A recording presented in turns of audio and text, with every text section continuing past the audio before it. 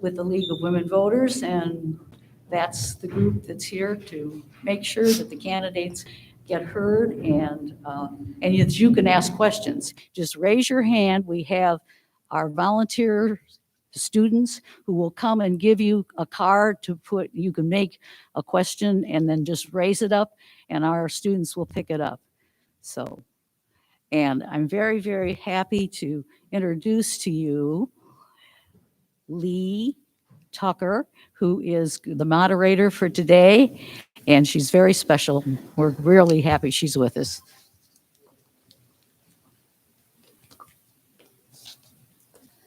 Thank you. Good afternoon, everyone. This candidate form is being presented, as Ross stated, by the League of Women Voters with support from MORE, which stands for Men of Richmond Heights Empowered.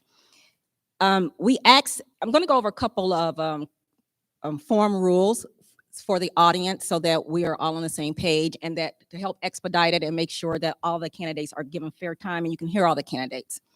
We ask that candidates and their supporters refrain from wearing partisan items such as campaign buttons inside this room. Campaign materials may be placed on the literature table that's to the left. Each candidate must appear in person at the time slotted for his or her race. No stand-ins are permitted. If the candidate is unable to attend, they were allowed to send in a 4-minute statement to be read to the audience. So each and every candidate for each and every race was indeed invited to participate. So for our first race, which is for the Richmond Heights mayor, we have Barry Hurst and Kim Thomas that are running. Kim Thomas is here in person. I will be reading a statement from Barry Hurst. Each candidate will have each of the candidates that are here at the podium, excluding the school board, will have 4 minutes for opening statement, and the school board members will be allowed a 2-minute opening statement. The reason for that is because the school board, all of the members are here that are on the ballot. The other races, they don't have all of the representatives. So that's why it's a little bit different with timing. There are lead question screeners that are volunteers. When you have a question, if you don't have any cards to write your questions on, just raise your hand and the volunteers will give you an index card to write your questions on. The questions will be given to a question screener, and then they'll give me the card so that I can read the audience questions. In order to maximize the time for candidates to answer questions, we ask the audience to avoid expressions of support or opposition to any candidate during the presentation time or answers to questions. This is a forum to hear the questions asked by the audience, and for the candidates to respond is not planned as a debate. The bathroom are outside this door through the double doors, and then you go to the right, and then it's to the left. Please mute all your cell phones. There is to be no audio taken by the audience. And with that, we'll go ahead and get started with the candidate for Richmond Heights Mayor, which again is Barry Hurst and Kim Thomas. I'll let Kim Thomas read her opening statement, and then I'll read the statement that was provided by Barry Hurst. Thank you. Coming out today. My name is Kim Thomas. I am the councilwoman in Richmond Heights. I've been a resident of Richmond Heights for over 26 years. My kids have attended Richmond Heights School District, and I just really am passionate about what I do. That's why I ran for city council. I'm running for mayor just because I know I want to continue the work that I started on council, but more importantly, I want to make sure that we are taking care of our residents. What I've noticed in the last 26 years in living in Richmond Heights, our residents have been ignored and sometimes forgotten. What I know is we need a very, very strong leader to move us toward this brighter tomorrow that I always talk about. Many of our residents, I mentioned, like I said, have been forgotten and ignored. And, you know, we just really also need a well-led collective effort to get us through the next several years and the aftermath of this pandemic.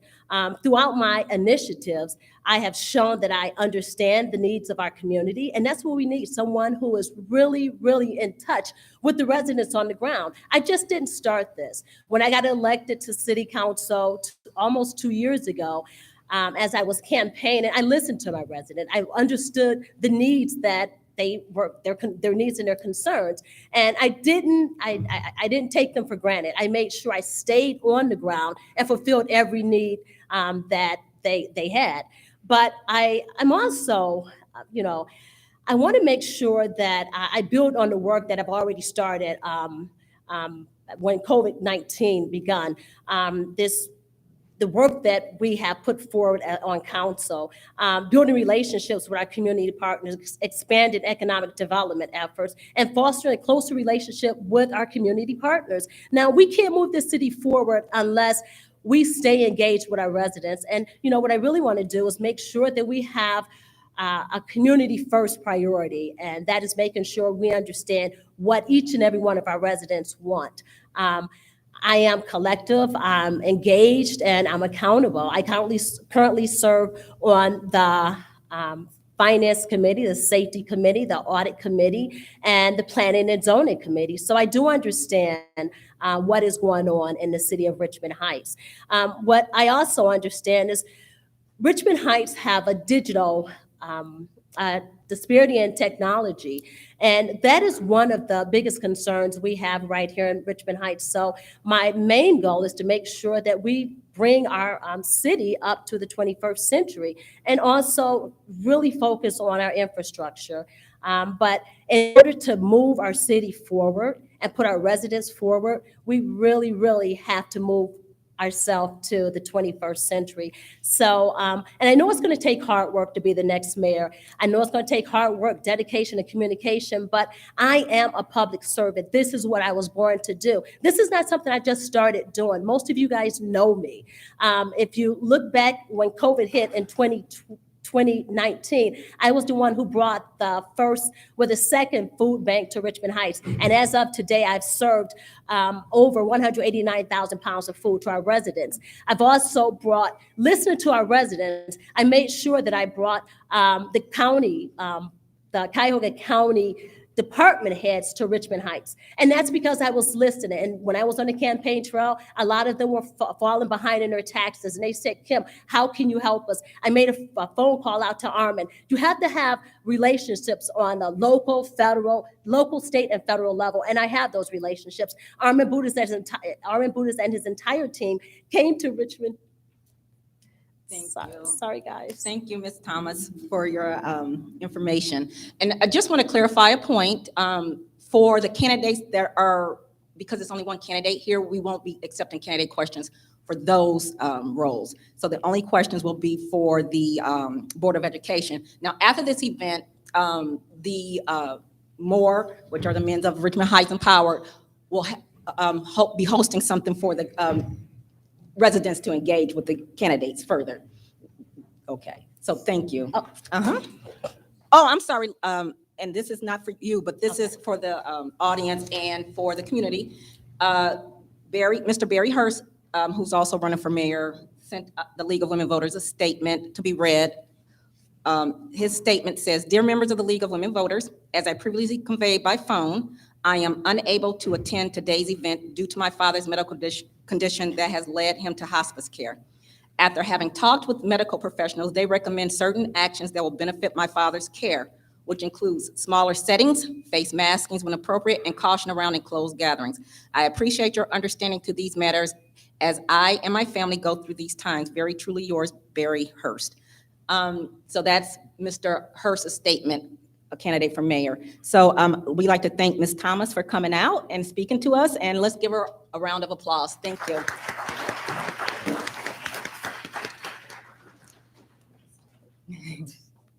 Next up is candidates for Richmond Heights President of Council. You are to elect one for a 4-year term. The candidates are Ms. Eloise Cotton-Henry. She is not here, and she did not provide a statement to be read to the audience, and Mr. Bobby Jordan.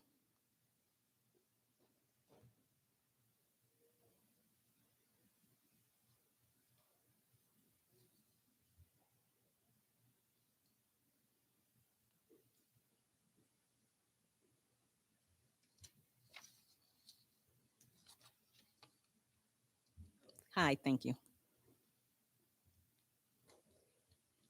and you can give your 4-minute opening statement. Are we ready? We're All set. right. All right. Well, I've been in Richmond Heights now for 16 years, and I've been on the school board for 11. And I've been married for 29 years, and I have 3 children and 1 grandson. And one of the great things about being on the school board, I was able to get training that really enhanced my leadership skills and also helped me with governance. As you sit here in this beautiful school, I learned that when you're dealing with the public, you must be clear, precise, and give them information they understand. You must be able to collaborate with the public. Now, one of the things we did when we wanted to build a new school, we sent out information on why we needed a new school. Then we sent information on how we needed to get that school. And then after that, one of the greatest things is that we showed people what it would cost him to get this school. And then we collaborated with the community to see what the community wanted in the school. And that's how we came with a library that's 2 times bigger than the old library. And also we have a silver sneaker program for the elderly. Now, being trained on proper leadership is very important in public government. Now, if you look at City Hall, they're lacking in that leadership skill. You know, they talk about they've done a great job, that they have $10 to $6 million in savings. However, we have a deer population that's been out of control for the last 3 or 4 years. Now, this election year, they're starting to talk about the deers.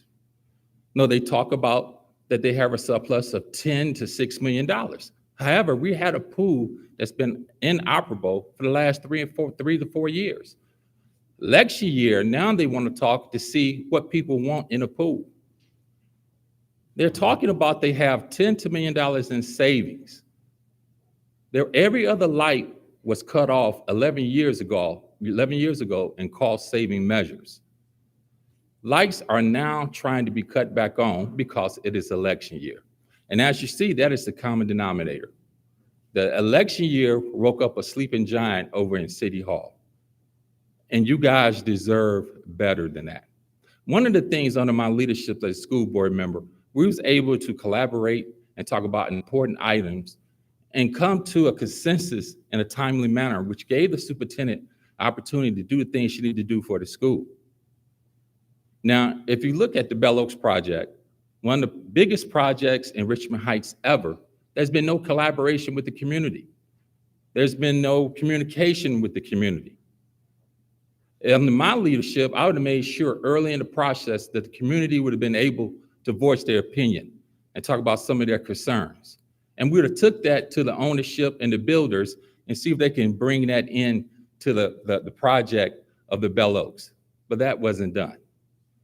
Now, you got to understand something. When I first became a school board member, I had no experience.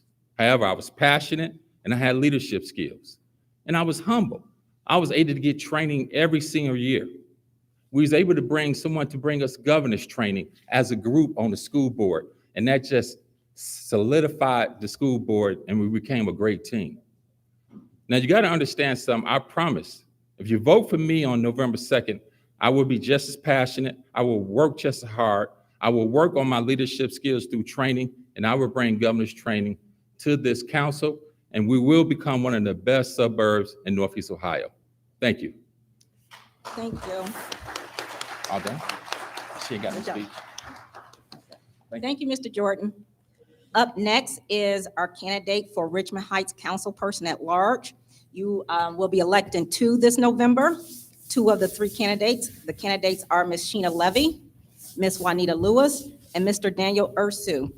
Again, the candidates were given the opportunity to submit statements, and for this race, none of the candidates who aren't here submitted statements, but we have that Ms. Sheena Levy that will be participating.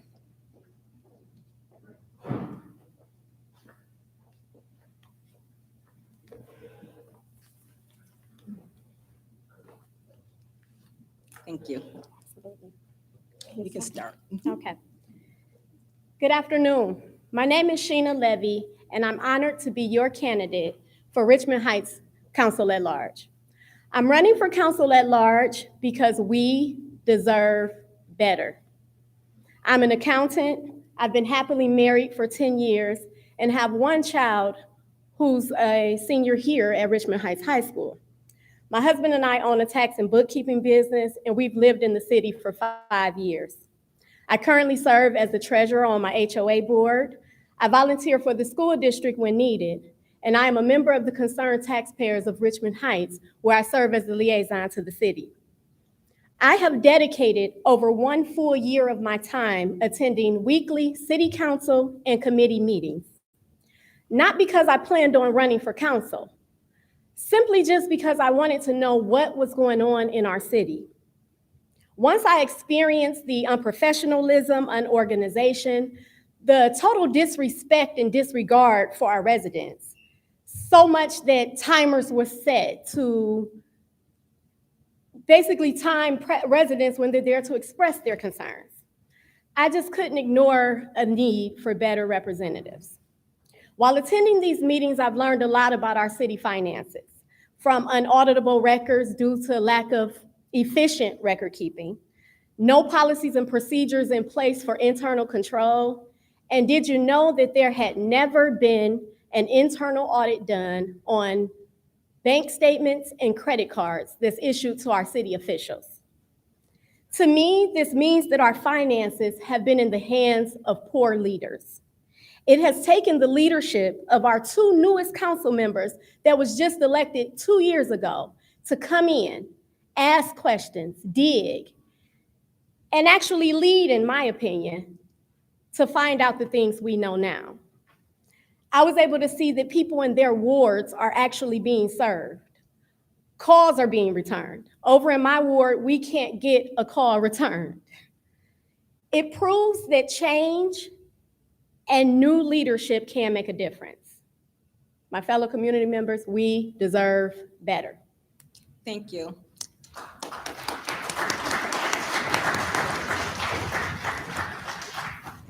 Okay, up next will be the candidates for the Richmond Heights Board of Education. You will be electing 3. There are 3 candidates. Now, the form rules are slightly different.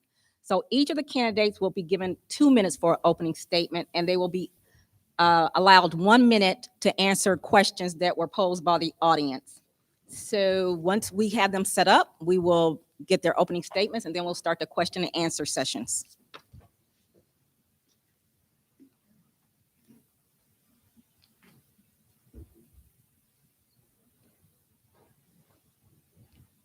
And I'm sorry, quickly, for the candidates, the timers are sitting up front, so be sure to keep an eye out for the timers because timing will be strictly enforced. Of course, we'll let you finish your statement. We're not going to cut you off in the middle of the statement, but we need to keep it going because there might be a lot of questions to get through. So the timings will be strictly enforced.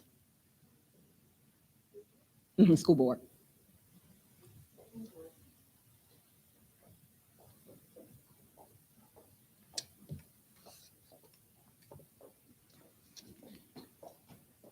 Okay.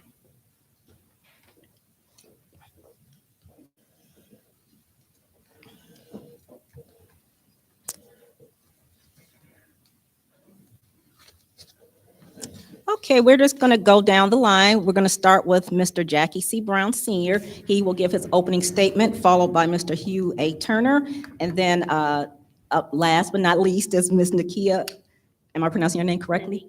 Nineka? Yes. Okay, sorry. Nineka Slade Jackson. Okay, we'll start with you, Mr. Brown. Good afternoon. I'm a 21-year resident of Richmond Heights. My wife, Brenda, and I are the proud parents of 2 Richmond Heights High School graduates. Frederick Douglass said, "It's easier to build strong children than to repair broken men."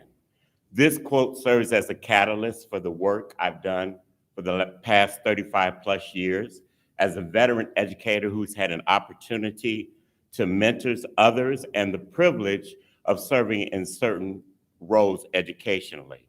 My why was formed early in life.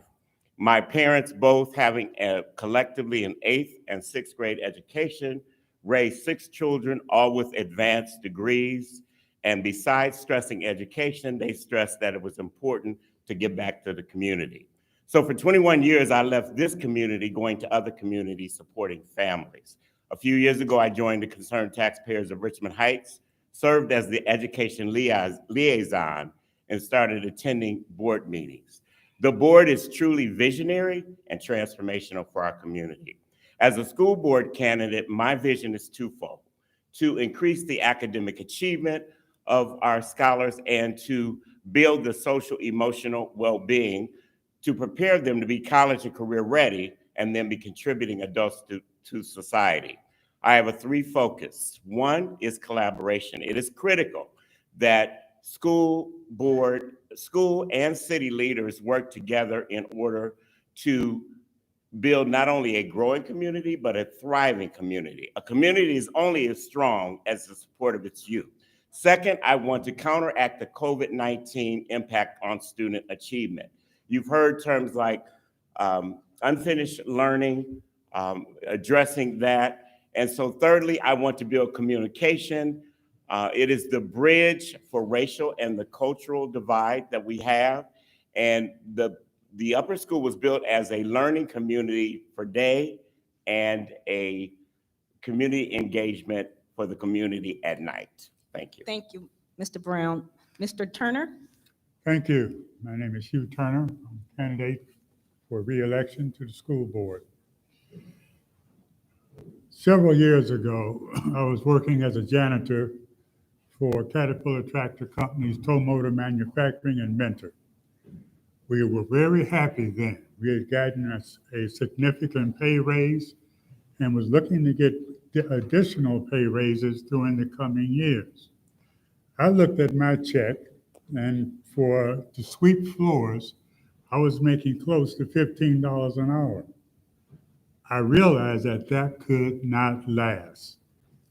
I left Caterpillar Tractor, got my doctorate degree. 2 years after getting my doctorate degree, the plant that I left closed, sending 2,000 people into chaos. Today, as I look at education, I see that education is running along two tracks. Students of education know that the educational system was never created to address the needs of the masses. We have two systems, the masses and the elites. When I look at education today, 1.68 miles from the front door of Richmond Heights High School, down Richmond Road, south, there's another institution. That institution is part of the elites. Those students are being prepared to run the world. Our students, unfortunately, are being prepared to fill jobs in factories and service industries. Our system is under attack. The system to educate the masses will not survive unless forward-leaning, out-of-the-box thinking takes place to resolve the issues that have affected our school systems since its inception, 1637. Thank you. Thank you, Mr. Turner. Ms. Slade Jackson? Thank you. First of all, I'd like to thank the League of Women Voters, the Men of Moore, Richmond Heights Secondary School, and of course, our superintendent, Dr. Renee Willis, for hosting tonight. I just need to pause for 1 second, and I'd like for you to do that as well. And as you sit here in the multi-purpose room of our brand new state-of-the-art 21st century facility, for not just our scholars, but for the community, I'd like for you to reflect on where we have come from. A few short years ago, back in 2010, we overcame some very controversial issues. We lost two superintendents back to back, and we were even under the jurisdiction of the United States Department of Education, the Office of Civil Rights, for discriminatory policies and practices. But all was not lost, because we are a community who came together. We collaborated, we worked hard, We rebranded ourselves and we got in front of the narrative that we know to be true. And so we sit here today in a brand new facility where we have students who graduate with not just a high school diploma, but with college degrees in hand as well. We have 14-year-olds who are flying airplanes. We have current or recent graduates who are current medical students. And we even have scholar athletes, recent scholar athletes who have been drafted to the NBA. And so I say to you today, we're not where we want to be, but we are a long way away from where we used to be. And so I ask for your support on November 2nd, because we still have work to do, and we cannot do that work without you. So I thank you for being here. Thank you so much. Thank you. Okay. First question. It's very timely considering the candidates' opening statements. The first question from our audience is, should schools embed the importance of diversity, equity, and inclusion in all facets of what they do? Example, hiring, governance, policies, communication, curriculum, etc. Why or why not? And the second part of the question is, do you believe critical race theory is being taught in our schools now, and how do you know? I'll start with Mr. Brown. So thank you. I believe that diversity, equity, and inclusion should be included in what we do. Critical race theory is something that is taught in college. It is not taught in our schools. I do believe, however, that there should be a full accounting of history that should be taught, the good and the bad, whether it's pleasant or not. We should all be made aware of factual information. Thank you. Mr. Turner, same question. Would you like me to repeat? Yes. Okay. Should schools embed the importance of diversity, equity, and inclusion in all facets of what they do? Example, hiring, governance, policies, communication to curriculum. Why or why not? And do you believe critical race theory is being taught in our schools now, and how do you know? Several years ago, I went to a bullfight. And it's interesting watching the bull chase after the cape that's being held by the guy in tight breeches.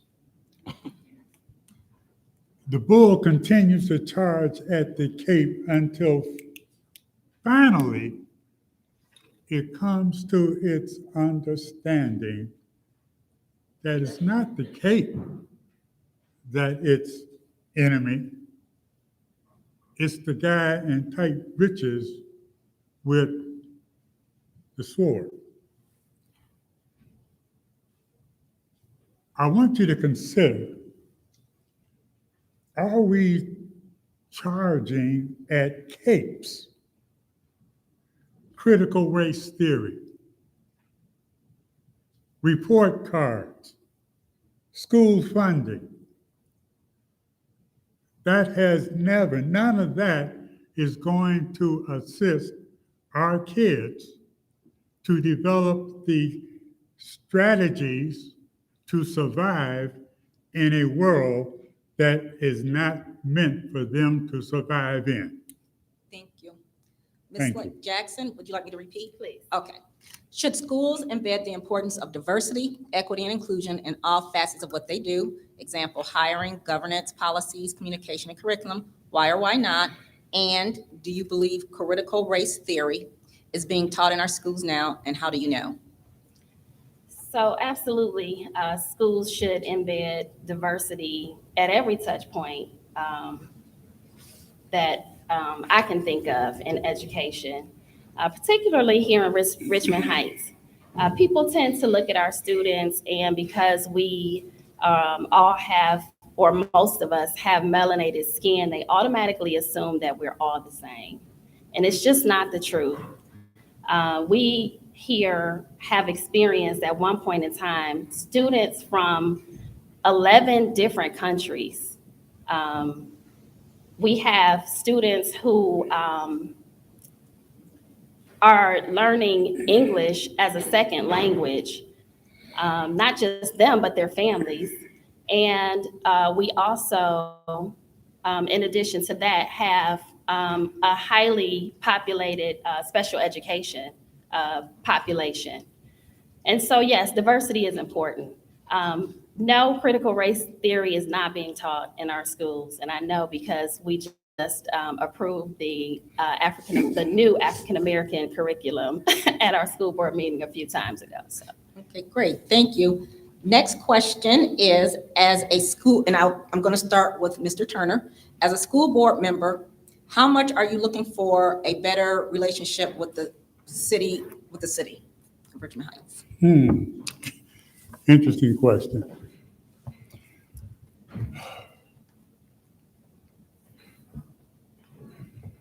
That's a very interesting question, and I hope that if we get new leadership in the city, we can have a much better relationship. But in actuality, it's not about the school board's relationship with the city. It's about the city's understanding of the safety needs of our students. If you walk outside of this building on Richmond Road, if you're coming south from the other side of Wilson Mills, you will see that before you can get to school, if you're a student, you got to walk around a bridge that's roped off with yellow tape indicating that it's not safe. That bridge and yellow tape has been there for quite a while. So the question is, if the city has been concerned about safety in the schools, why allow our kids to traverse a dangerous walkway for so long? Thank you. Ms. Slade Jackson, same question. can you please repeat the Sure. question? Thank you.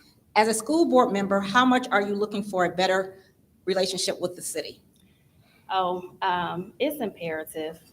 There are no world-class cities that have failing schools. And so when I think of Richmond Heights, I think of one Richmond, I think of one community. Because you aren't necessarily a user of the school district does not mean it is not your school district, and it does not mean that you shouldn't be a supporter of your school district.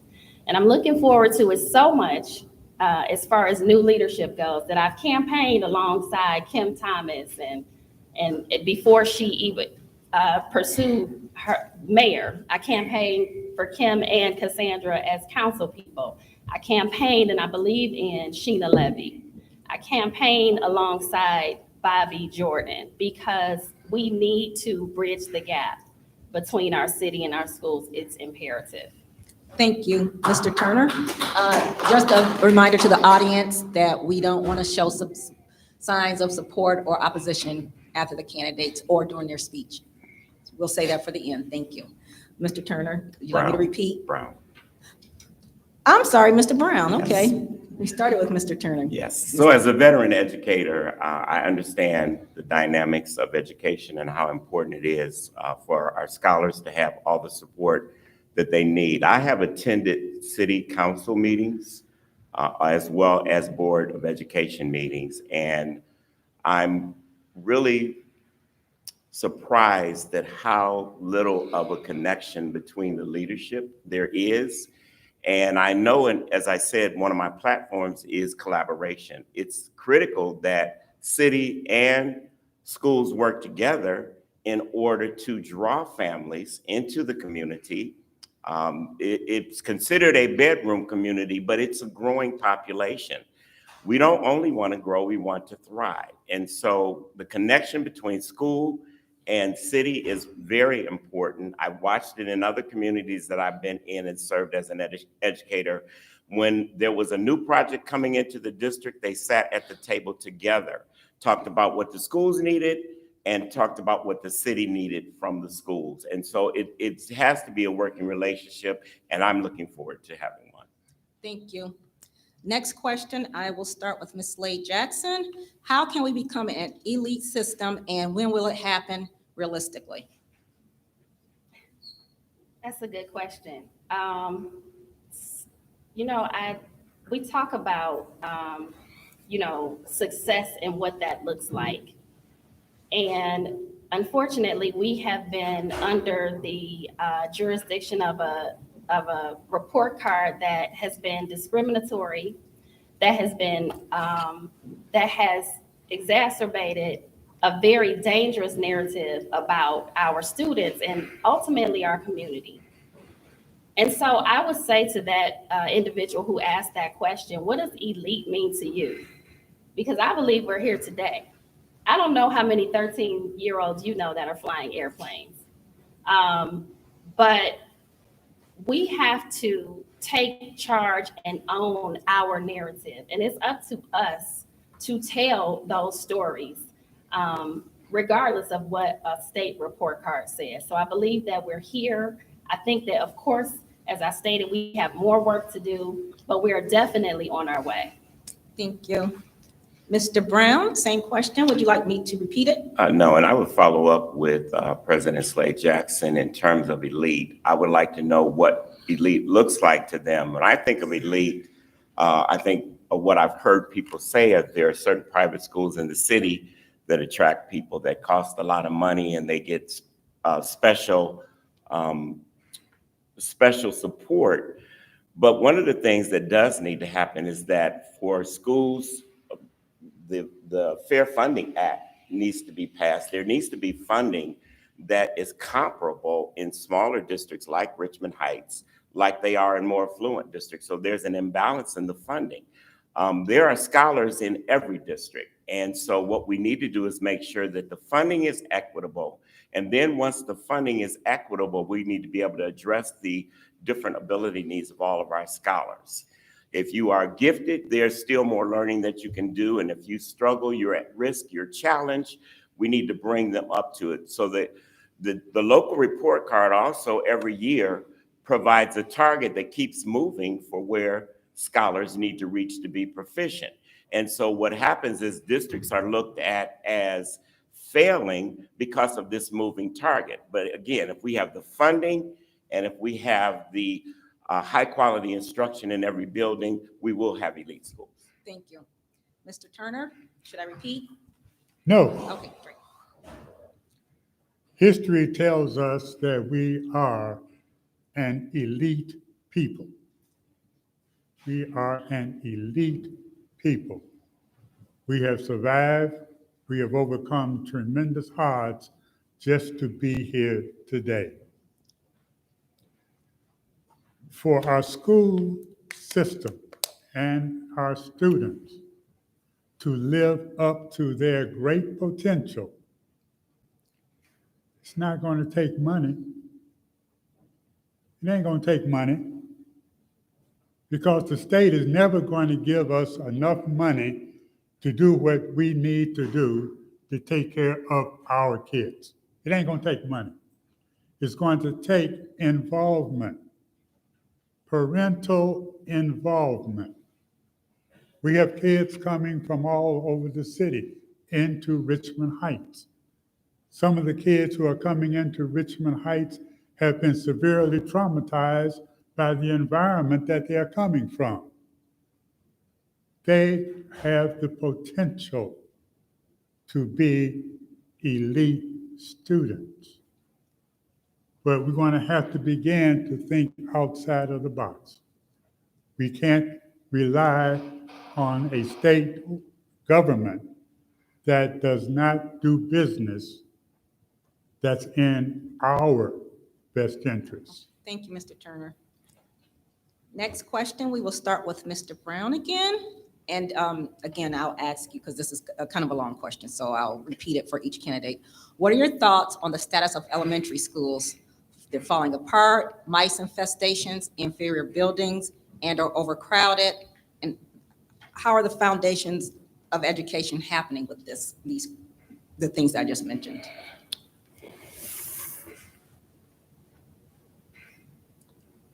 The education that occurs inside of a building, it does matter what the building looks like. It does matter the aesthetics and the learning environment.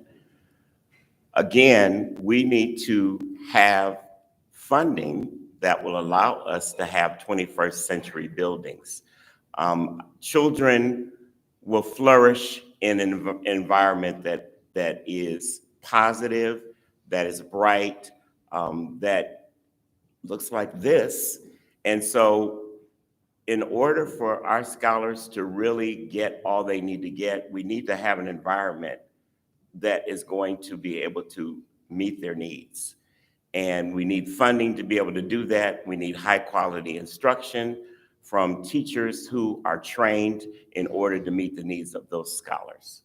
Thank you. Mr. Turner, same question. Would you like me to repeat? Repeat it, Okay. please. What's your thoughts on the status of elementary schools that are falling apart, have mice infestations, inferior buildings, and are overcrowded?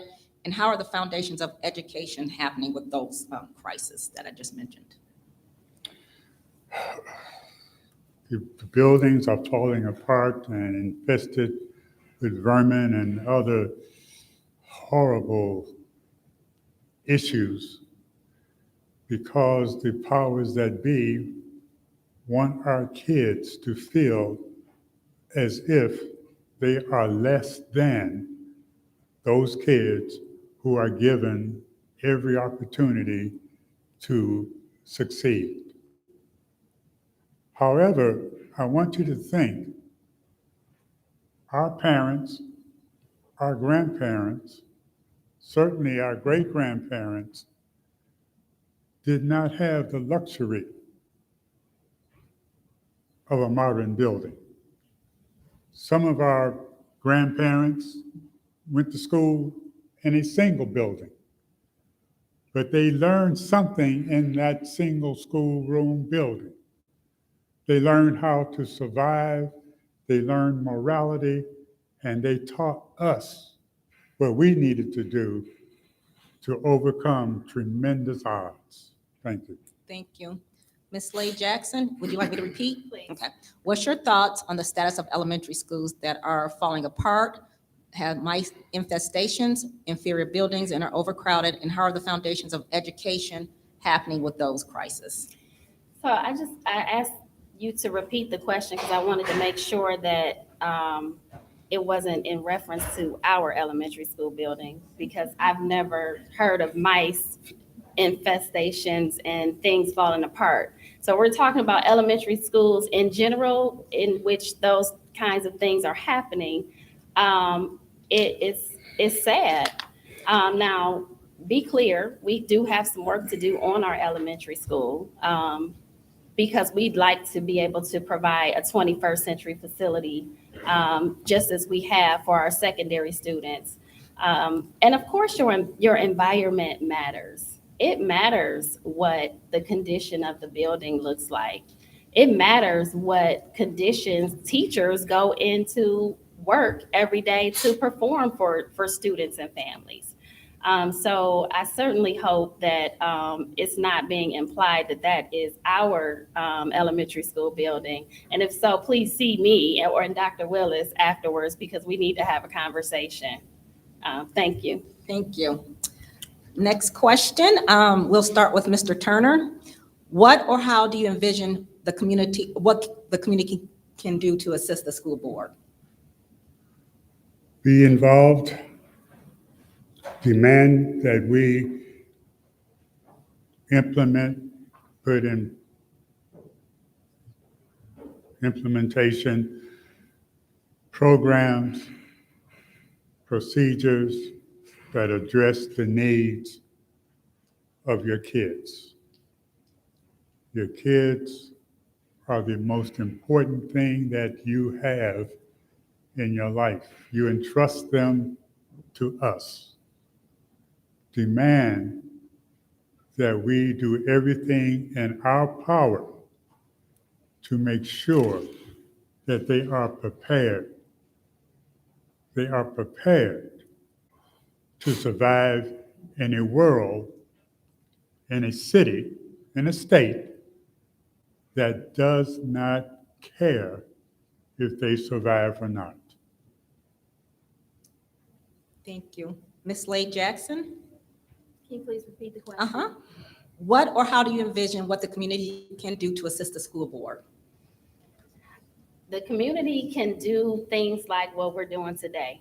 Show up, pay attention, voice your concerns, engage and be active. At every touch point that you get an opportunity to be active and engaged. Whether it's, academics, whether it's facilities, or even funding. I think Mr. Brown mentioned it several times. That's a critical issue. Having the resources to be able to provide quality, elite education for our students absolutely depends on the resources that we have available. And we cannot fight for those resources without the community and without parents. And we certainly don't want to assume that success for your babies and for our school district should look like what we think it should look like. We want you to have the input. We've always had an open door policy, so we certainly hope that you continue to have your voices heard and be good partners as we move forward. Thank you. Mr. You Brown? repeat it. Sure, What or how do you envision what the community can do to assist the school board? So I would expect that the community would be involved and engaged. And by that, I mean at the local level, you can provide your expertise in ways that would support scholars to bring them into adulthood. And I'm thinking in terms of, for instance, mentoring. That would be one of my platforms to invite people to come in and to mentor our young ladies, our young men. They need that support, someone who's interested in their education. You can also be involved in supporting at the state level. When we talk about, and I keep thinking fair funding, when we talk about the needs of the district and how it might not be equitable as opposed to others, you can help us fight at the state level and even at the federal level as needed. You can also expect us to meet the needs of all the scholars where they are so that success is had by all. You can support by making sure that the board hires a leader who is going to be an advocate for all scholars. Thank you. Next question, hopefully I am reading this correctly. It's a two-part question. Do you think, and I will start with Ms. Slade Jackson. Do you think that a second language Spanish should be a permanent curriculum for the English-speaking students? And do you think while we are teaching the second language to non-Spanish speaking, I'm not sure what this, I'm just gonna make it a one part because I'm not really clear. Okay. So if this is somebody in the audience's question, feel free to talk to the candidates afterwards because I'm not really sure what the second part of the question is. But again, I'll repeat the first part. Do you think that a second language, which is Spanish, should be a permanent curriculum for our English-speaking students? Ms. Slade Jackson? I'm not sure if the question is that do we think only Spanish or, so I definitely think that giving students the opportunity to learn second and third languages is highly important. Spanish, of course, has been a very popular language ever since I can remember. But as time has moved on and here in Richmond Heights, we have several offerings in terms of second languages. And so giving students the opportunity to work with their counselors, work with their families to decide what's best for each student, I think is a good idea. But of course, Spanish, of course, is offered here and has been for quite some time. Thank you. Mr. Brown? So I think Spanish, along with other languages, should be an option. We should all have it. They should have an opportunity in the world of business and commerce. You're talking those that know Mandarin. I think about other districts that provide other languages. So I think it should be optional, not necessarily mandatory. Thank you. And Mr. Turner, same question. Would you like me to repeat? I think it should be offered. Thank you. Next question, I will start with, I think I'm on, let me see. I'm getting mixed up. Okay. Mr. Brown, I'll start with Mr. Brown. What is the new vision of strategic plan? What is the new vision of or strategic plan to become transparent to those in the community? Would you like me to repeat? Yes. Okay. What is the new vision or strategic plan to become transparent to those in the community? So the vision actually is, has always been, to increase the academic achievement of all of our scholars. Wherever they are, they should continue to grow. It should be a cycle of continuous improvement. The social emotional well-being is critical as well, because research has proven that if a child is social and emotionally well, if they are in a learning environment where they feel supported, then that goes along with increasing the academic achievement. So for a strategic plan, that should be the vision as we move forward. We are in a pandemic. It is not post-pandemic at this point. Our scholars are back in school, so we definitely need to continue to address that academic achievement by counteracting the COVID-19 impact. And so we need to do that by supporting our scholars. Thank you. Mr. Turner, same Thank you. question, and I'll repeat. Thank What is the new vision or strategic plan to become transparent to those in the community? To what community? To become transparent to those in the community, so that the school board is transparent to the people in the community.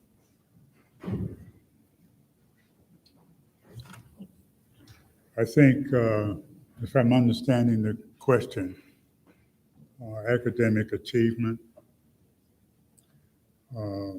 out-of-the-box thinking, parental involvement are all things that we should engage strategically to improve the learning opportunities for all of our students. Thank you. Ms. Slade Jackson? So I think you said the question was to become transparent. To become transparent to those in the community.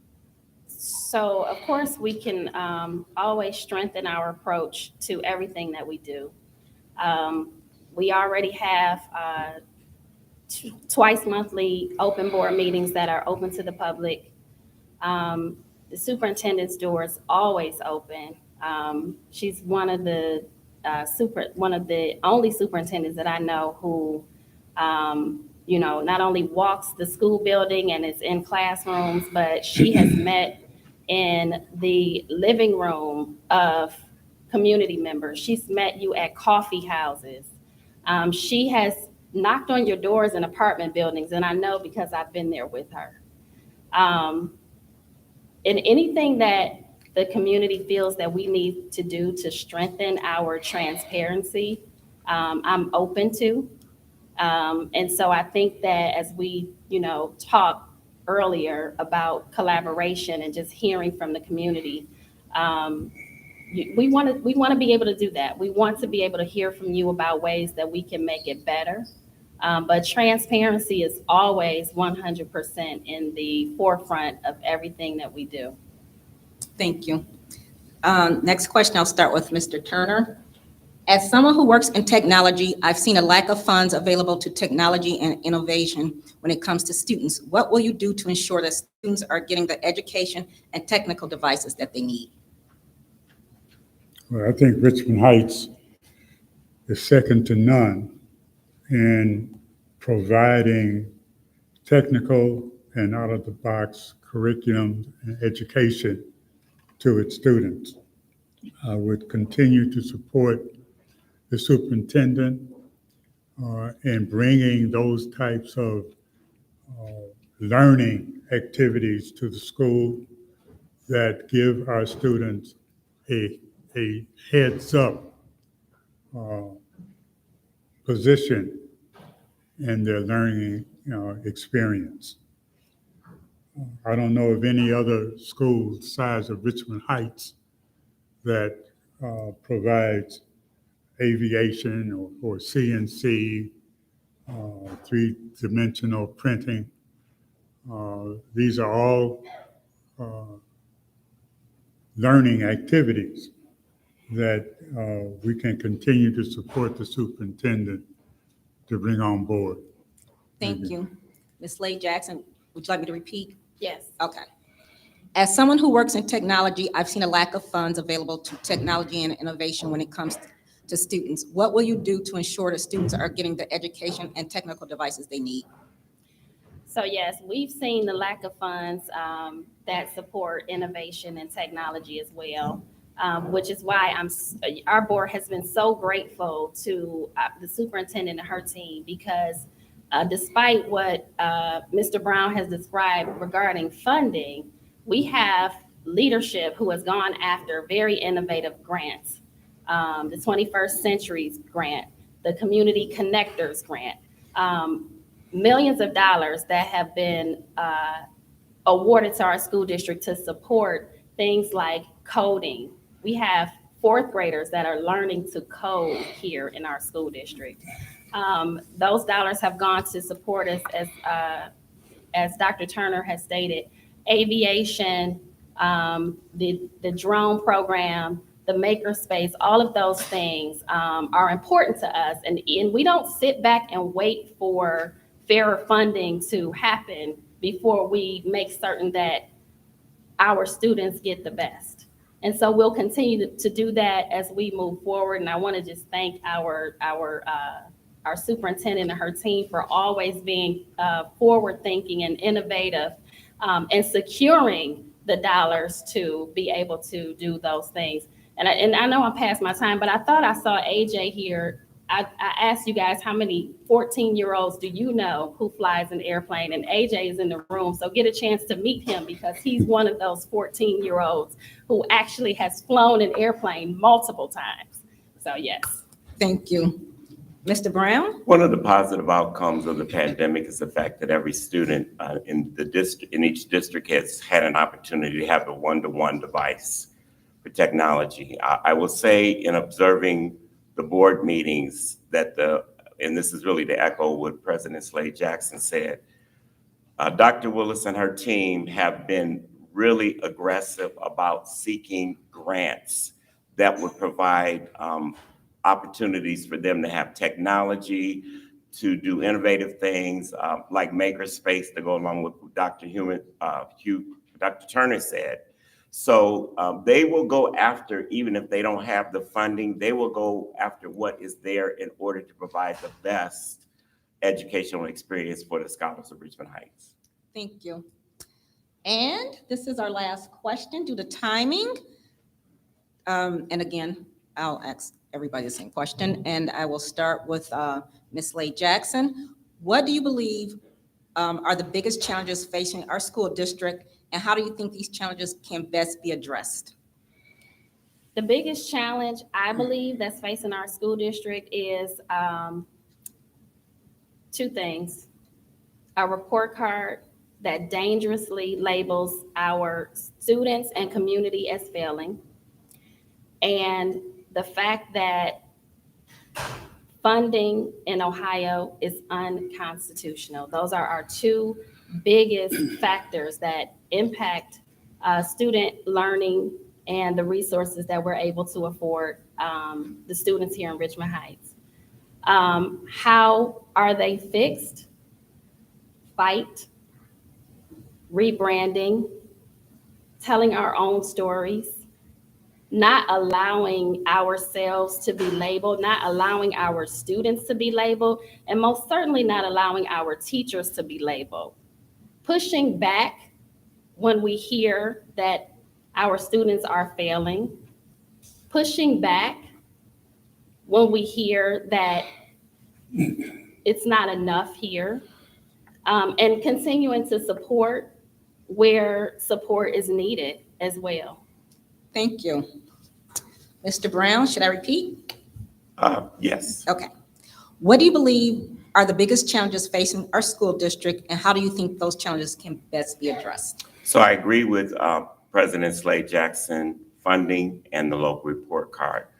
I have a third one that's, I think, a little more subtle, and it deals with mindset. This school district, the demographic that is here, I think there's a mindset sometimes when you have one demographic that there's an expectation that might be low. And so what I think is something difficult and more subtle is that I think there's going to have to be communication that would allow people to come together, voice where they are in terms of cultural and racial differences, talk about that, and then begin to have a growth mindset in terms of looking at people beyond the color of their skin or what they expect that person can or cannot do. I think that will also be something that will help our community to flourish and thrive. Thank you. Mr. Turner, same question. Would you like me to repeat? No, Okay. I think the biggest challenge facing Richmond Heights is not the report card. It's not the lack of funding. It is a concerted effort at the national level to diminish public education.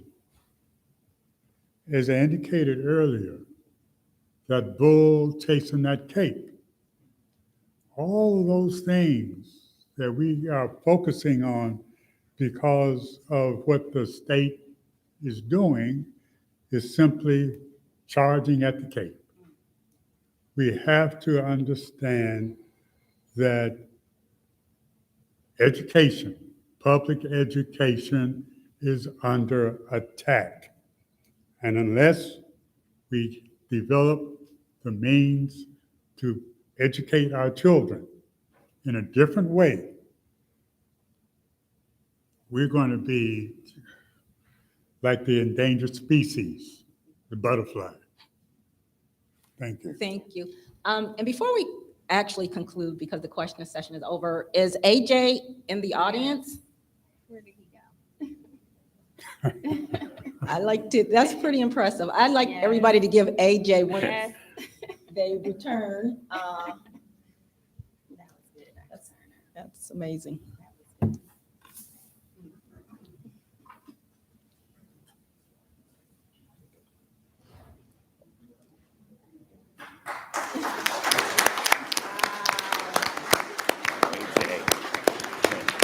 AJ, come on up.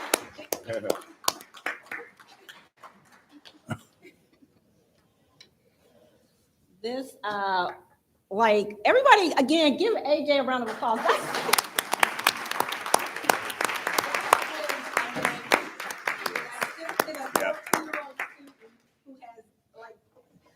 Aviation, that's amazing. That is, like, he has nerves of steel that I can't even imagine having at the age of 14. So this is an example of excellence in education. It's not, again, it's not always about the testing, but it's about how you develop a more rounded student. This, AJ, your parents should be proud. You should be proud of yourself. Your whole family should be proud. The community should be proud that this is an example of Richmond Heights Public School. Because everybody cannot say that.